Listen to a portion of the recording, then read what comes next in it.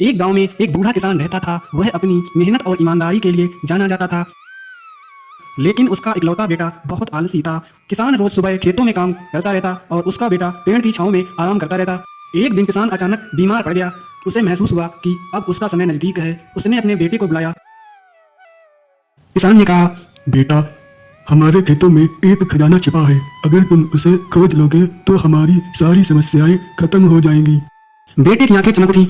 खजाना कहाँ छिपा है पिताजी? उसने यह कहा। किसान ने हल्की मुस्कान के साथ कहा, तुम्हें खुद ढूंढना होगा। खेत की मिट्टी को गहराई से खोदो, वहां तुम्हें खजाना मिलेगा। कुछ दिन बाद किसान का ध्यान हो गया। बेटे ने तुरंत खेत में खजाना खोजने की ठान ली।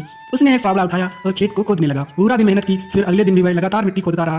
खेत का कोना कोना छान मारा, लेकिन खजाना उसे नहीं मिला। थक हार कर उसने सोचा, इतनी मेहनत से खेत को खोद ही दिया है तो मैं क्यों न इसमें बीज बो दूं।